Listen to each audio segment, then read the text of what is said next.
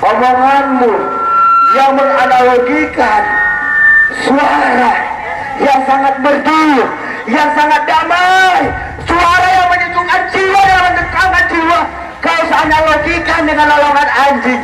Binatang, binatang, binatang mulut bugakul, binatang.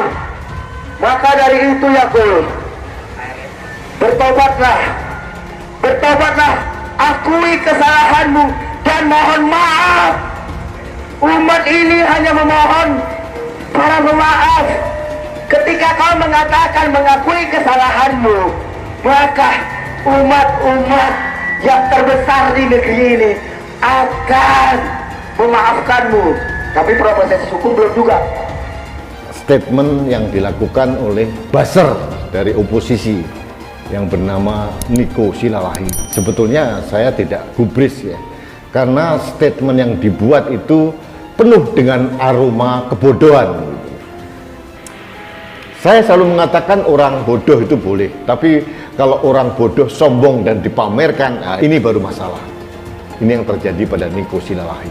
Antara Nico adalah non-muslim yang mencoba bermain-main di isu yang sebenarnya lebih kenceng gorengannya daripada masalah sebenarnya. Melecehkan adzan loh, menyamakannya dengan suara anjing.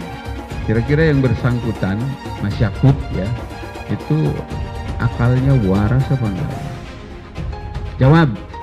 Mengutuk keras terhadap apa yang telah dilakukan oleh si menteri ini. Takbir. Apabila ini didiamkan sebagaimana didiamkannya para penista agama yang lain, maka di masjid ini saya bersumpah, kalau kalian ingin mulia, ingin selamat dunia dan akhirat, tidak ada jalan lain kecuali bela sesuatu yang mulia. Apa itu? Islam.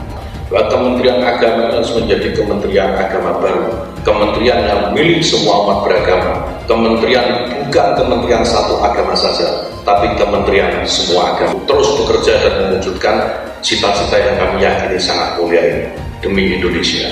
Jangan pernah lelah mencintai Indonesia. Siapa kita? NKRI, Pancasila, Aswaja, Nusantara, Ansor Banser, Korea Selatan.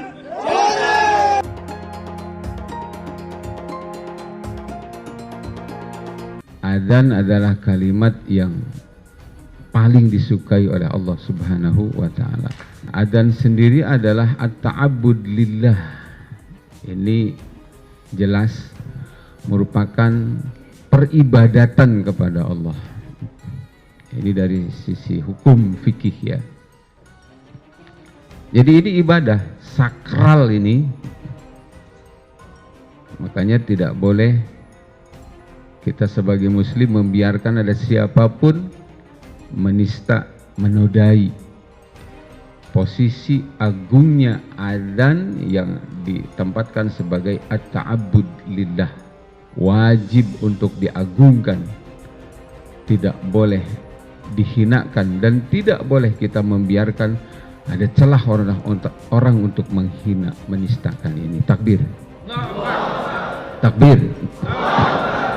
Menganalogikan adzan dengan gonggongan anjing ini, walaupun dia berusaha untuk lari dari kenyataan itu sebagai bentuk penistaan yang real, yang nyata, tadi ahli hukum sudah bilang nggak bisa lari, nggak bisa ngeles dari itu.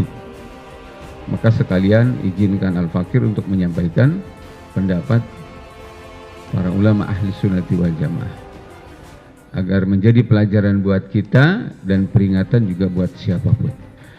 Bagaimana pelecehan terhadap agama, terhadap syariat Islam bisa terkategorikan kufur.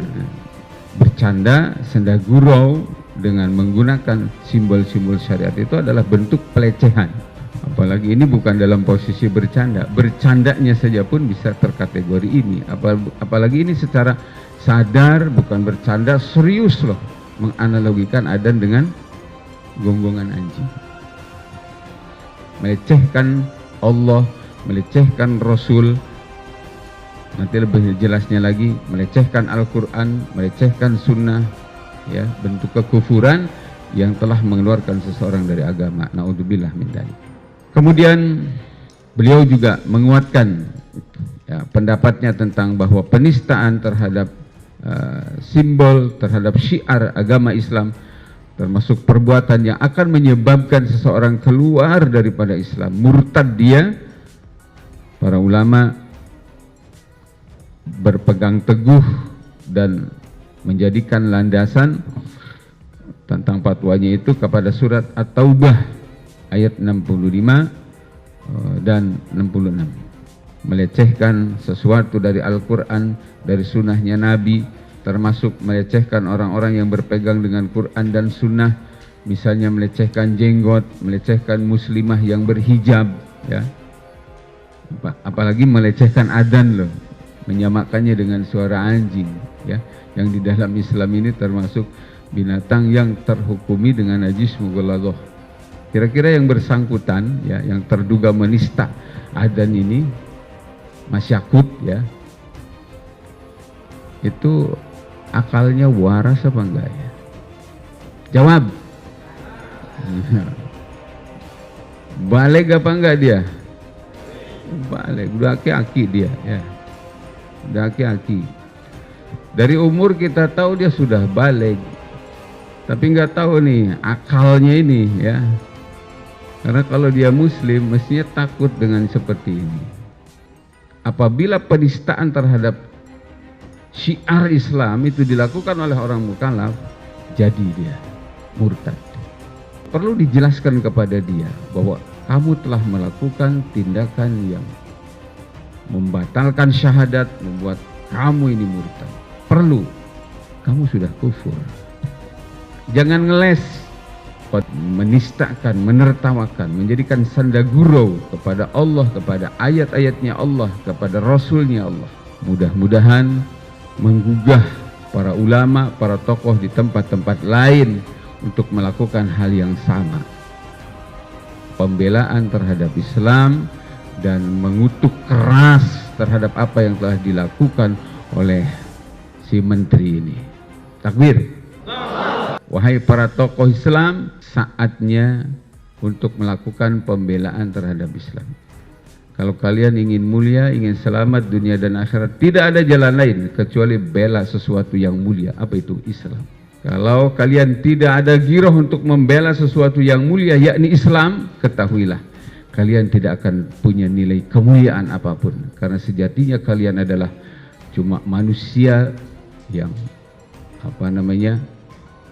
kalau mati nanti pun nggak lebih dari sekedar bangkai tidak bernilai.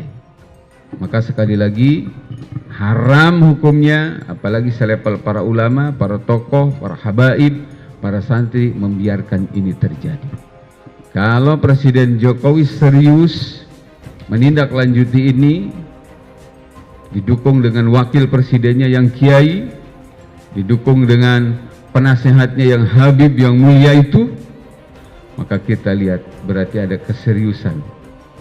Walaupun mungkin tidak banyak atau mungkin terlambat, tapi sekurang-kurangnya kita lihat ada sedikit pembelaan terhadap Islam. Takbir. Namun apabila ini didiamkan, sebagaimana didiamkannya para penista agama yang lain, maka di masjid ini saya bersumpah, wahai Presiden, wahai Pak Wapres, kemana wae ya, mumpung masih hidup, bela agama. Ini kesempatan. Mudah-mudahan dengan ini kalian bisa mendapatkan ampunan dari Allah, ya. Karena selama ini banyak diam terhadap banyaknya penistaan terhadap Islam. Maka saya ingatkan, ya, karena kekuasaan ada di dia, ya, kekuasaan ada di dia, otoritas ada di dia untuk memberikan sanksi hukum kepada para penista agama. Maka apabila ini dibiarkan, sama dengan ridho, setuju dengan para penista agama itu.